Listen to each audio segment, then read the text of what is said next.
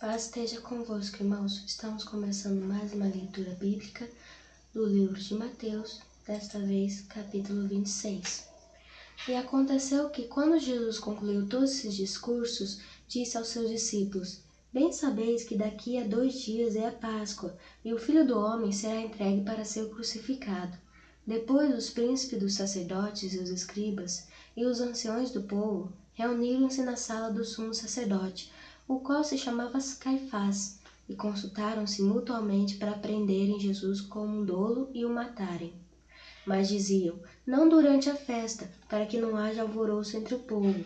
E estando Jesus em Betânia, em casa de Simão, o leproso, aproximou-se dele uma mulher com um vaso de alabastro, com um unguento de grande valor, e derramou-lhe sobre a cabeça, quando ele estava sentado à mesa. E os seus discípulos, vendo isto, indignaram-se, dizendo: por que é este desperdício? Pois este unguento podia vender-se por grande preço e dar-se o dinheiro aos pobres. Jesus, porém, conhecendo isto, disse-lhe: por que afliges esta mulher? Pois praticou uma boa ação para comigo. Porquanto sempre tendes convosco os pobres, mas a mim não me haveis de ter sempre. Ora, derramando ela este unguento sobre o meu corpo, fê-lo preparando-me para o meu sepultamento. Em verdade vos digo que onde quer que este evangelho for pregado em todo o mundo, também será referido o que ela fez, para a memória sua. Então um dos 12, chamado Judas Iscariotes, foi ter com os príncipes dos sacerdotes, e disse: que me quereis dar, e eu vô-lo entregarei? E eles lhe pesaram 30 moedas de prata, e desde então buscava oportunidade para o entregar. E no primeiro dia da festa dos pães asmos, chegaram os discípulos junto de Jesus, dizendo: onde quereis que façamos os preparativos para comeres na Páscoa? E ele disse: ide à cidade, a um certo homem, e diz ele: o mestre diz, o meu tempo está próximo, em tua casa celebrarei a Páscoa com os meus discípulos. E os discípulos fizeram como Jesus lhe ordenara, e prepararam a Páscoa. E chegada a tarde, assentou-se à mesa com os 12, e comendo eles, disse: em verdade vos digo que um de vós me há de trair. E eles, entristecendo-se muito, começaram cada um a dizer-lhe: porventura sou eu, Senhor? E ele respondendo disse: o que põe comigo a mão no prato, esse me há de trair. Em verdade, o Filho do Homem vai, como acerca dele está escrito. Mas daquele homem por quem o Filho do Homem é traído, bom seria para esse homem se não houvera nascido. E respondendo Judas, o que o traía, disse: porventura sou eu, Rabi? Ele disse: tu o disseste.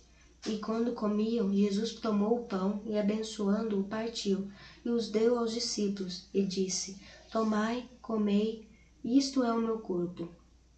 E tomando o cálice, dando graças, deu-lhe, dizendo: bebei deles todos, porque isto é o meu sangue, o sangue do Novo Testamento, e que é derramado por muitos, para a remissão dos pecados.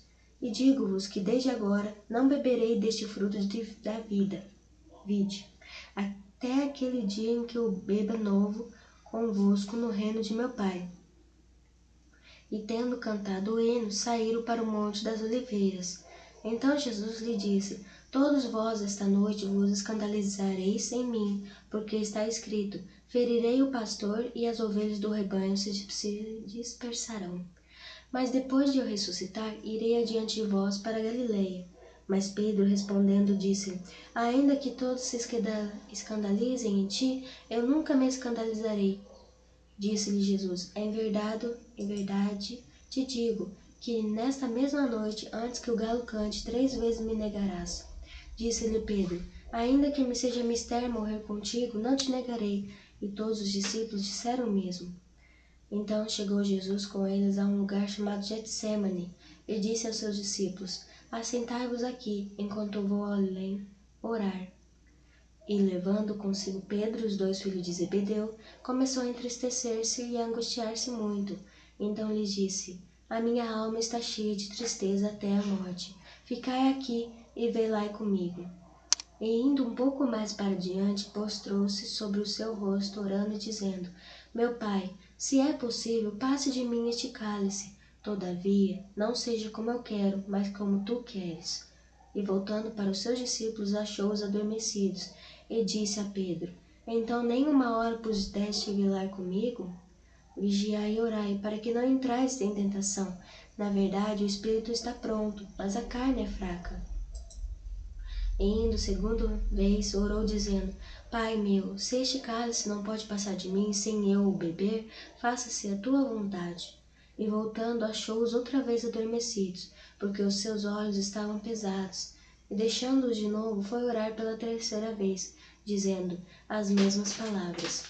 Então chegou junto dos seus discípulos e disse-lhes: Dorme agora e repousai, eis que é chegada a hora, e o Filho do Homem será entregue nas mãos dos pecadores. Levantai-vos, partamos, eis que é chegado o que me trai. E estando ele ainda a falar, eis que chegou Judas, um dos 12, e com ele grande multidão com espadas e varapaus, enviada pelos príncipes dos sacerdotes e pelos anciões do povo. E o que o traía tinha-lhes dado um sinal, dizendo: O que eu beijar é esse, prendei-o. E logo aproximando-se de Jesus, disse: Eu te saúdo, Rabi, e beijou-o. Jesus, porém, lhe disse: Amigo, a que vieste? Então, aproximando-se eles, lançaram mão de Jesus e o prenderam. E eis que um dos que estavam com Jesus, estando à mão, puxou da espada e ferindo o servo do sumo sacerdote, cortou-lhe uma orelha. Então Jesus disse-lhe: Embainha a tua espada, porque todos os que lançarem mão da espada, a espada morrerão. Ou pensas tu que eu não poderia agora orar ao meu Pai, e que ele não me daria mais de 12 legiões de anjos? Como, pois, se cumpririam as escrituras a que dizem que assim convém que aconteça? Então disse Jesus à multidão: Saístes como para um salteador com espadas e varapaus para me prender? Todos os dias me assentava junto de vós, ensinando no templo, e não me prendestes. Mas tudo isto aconteceu para que se cumpra nas escrituras dos profetas. Então todos os discípulos, deixando-o, fugiram. E os que prenderam a Jesus o conduziram à casa do sumo sacerdote Caifás, onde os escribas e os anciãos estavam reunidos.